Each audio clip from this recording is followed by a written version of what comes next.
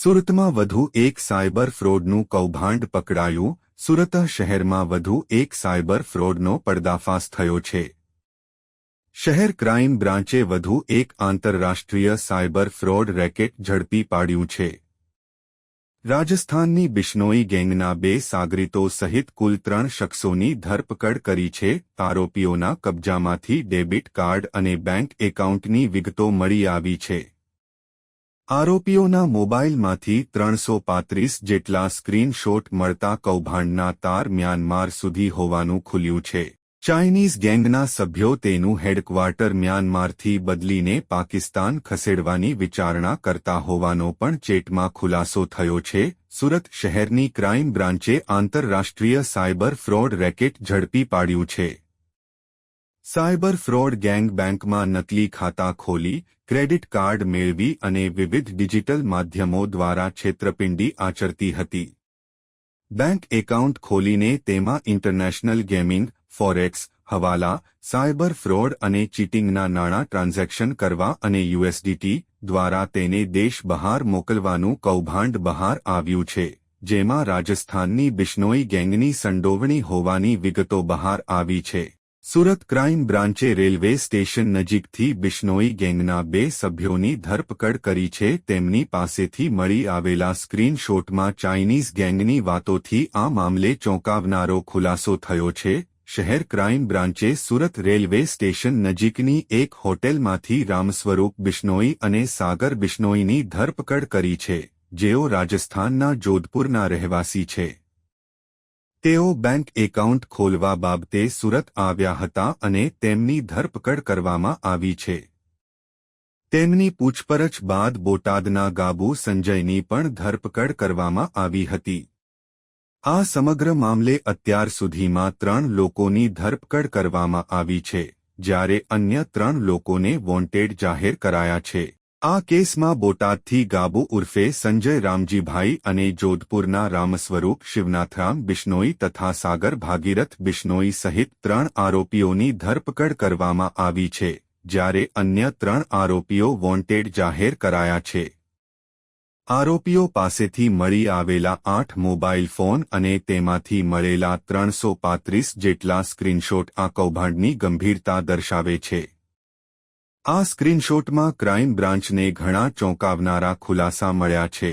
ખાસ કરીને Telegram chat પરથી મળેલા એક સ્ક્રીનશોટમાં ચાઇનીઝ ગેંગનો એક સભ્ય સ્પષ્ટપણે લખે છે કે ટૂંક સમયમાં હેડક્વાર્ટર બર્માથી, મ્યાનમારથી પાકિસ્તાનમાં બનાવવામાં આવી રહ્યા છે.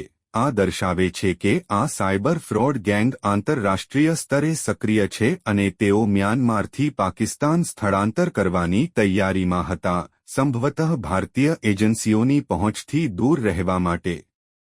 આ ટેલિગ્રામ ચેટ્સ દ્વારા જ તેઓ ભારતમાં પોતાના નેટવર્કને ઓપરેટ કરતા હતા અને પૈસાના વ્યવહારોનું સંકલન કરતા હતા. આ ફોનનું ડીપ એનાલિસિસ કરવા માટે માં પણ મોકલવામાં આવ્યા છે. રિપોર્ટર સુનિલ ગાંજાવાલા, સુરત. સુરત ક્રાઇમ બ્રાન્ચના પોલીસ ઇન્સ્પેક્ટર જોગરાણા અને એની ટીમને એક ઇન્ફોર્મેશન મળી હતી કે આંતરરાષ્ટ્રીય સાયબર ફ્રોડ કરતી ગેંગના સભ્યો 2 સુરત શહેર ખાતે આવેલા છે અને રેલવે સ્ટેશન પાસે આવેલી જનતા હોટલમાં રોકાયેલ છે. આ બાતમી આધારે સુરત ક્રાઇમ બ્રાન્ચની ટીમ દ્વારા સુરત રેલવે સ્ટેશનની જનતા હોટલમાં રેડ કરતા સાગર ભગીરથ બિશ્નોઈ અને રામ સ્વરૂપ શિવનાથરાય બિશ્નોઈ, આ બંને રાજસ્થાનના ફલોદી જિલ્લાના રહેવાસી છે. એ બંનેને પકડી પાડવામાં આવ્યા હતા. આમની પૂછપરછ દરમિયાન આમની પાસેથી અલગ અલગ 8 મોબાઈલો મળી આવ્યા, ડેબિટ કાર્ડ 3 મળી આવ્યા છે, સિમ કાર્ડ, કેશ, પછી અલગ અલગ બેંકોના એકાઉન્ટ્સની ડિટેલ અને એમના ફોનમાં હિસાબ માટે એક ડાયરી રાખી હતી એ મળી આવી અને એના ફોનના સ્ક્રીનશોટમાં 335 જેટલા સ્ક્રીનશોટ રિકવર કરવામાં આવ્યા. એક આંતરરાષ્ટ્રીય સાયબર ફ્રોડનું મોટું નેટવર્ક પ્રાથમિક દ્રષ્ટિએ જણાયું હતું.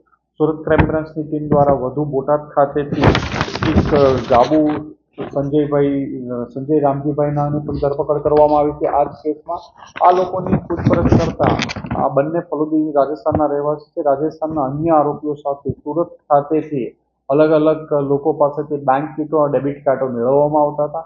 આ ડેબિટ કાર્ડો આ લોકો રાજસ્થાન લઈ જતા હતા. રાજસ્થાન ખાતે લઈ જઈ આ લોકો આમાંથી પૈસા જે ટેલિગ્રામ ગ્રુપના માધ્યમથી જે રાજસ્થાનના આરોપીઓ છે બિશ્નોઈ બંને એ ત્યાંથી ચાઇનીઝ લોકોના અને મ્યાનમારના લોકોના સંપર્કમાં હતા. ટેલિગ્રામ મારફતે આ લોકોના સંપર્કમાં આવ્યા હતા. આ લોકોના આ એકાઉન્ટ જે સુરતથી મેળવવામાં આવતા હતા એકાઉન્ટોની ડિટેલ આપવામાં આવતી. આ એકાઉન્ટોમાં પૈસા ટ્રાન્સફર થાય અને પૈસા રાજસ્થાન અને અલગ અલગ રાજ્યોમાંથી આ લોકો આ ડેબિટ કાર્ડ મારફતે ઉપાડી વિડ્રો કરતા હતા. આ પૈસાને એક આંગળીયા પેઢીઓમાં આપે. આંગળીયા પેઢીથી ડાર્ક વેબથી એ લોકો એના યુએસડીટી ખરીદી અને એ ટ્રાન્સફર મ્યાનમાર અને ચાઇનીઝ લોકોને આ પણ ટ્રાન્સફર કરવામાં આવતા હતા.